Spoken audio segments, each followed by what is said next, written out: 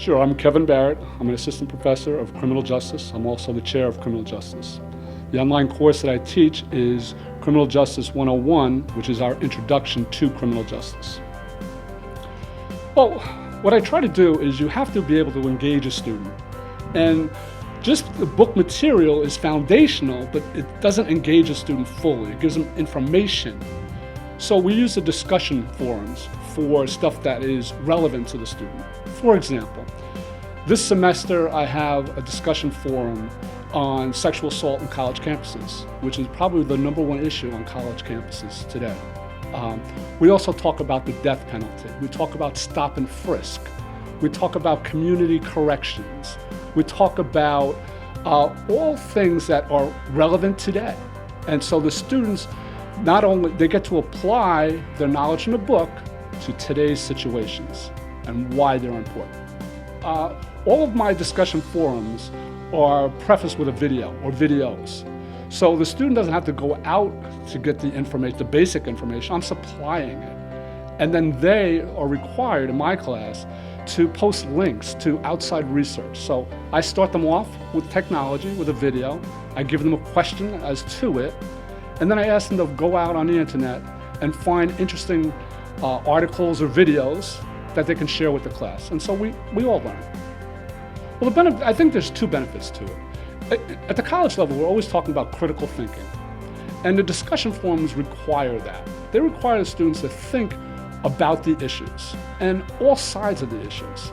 It also requires that they write. Now, they don't have to write a lot, but in an online class, you're basically writing a page a week, and that comes out to a 15-page paper. And so the students are honing their writing skills and their critical thinking skills. The student's going to do two things. He's going to get the basic foundation of the criminal justice system, like I said before, police, courts, and corrections. But then he's going to be able to apply that information to real-world, everyday situations. When you talk about the Michael Brown shooting, now that's the use of force. In the book, we talk about use of force, and in our discussion forum, we're talking about use of force. Now, it's a controversial issue. There's many different sides to it, and the students are able to get their different opinions across. They just have to support it. So they're learning to analyze, think critically, and then support their opinion. A lot of times what the students are saying is the amount of work is not too little, because students want to be challenged, but it's not overwhelming, because what our provost says here is life happens. So you just can't expect a student to be totally focused on school.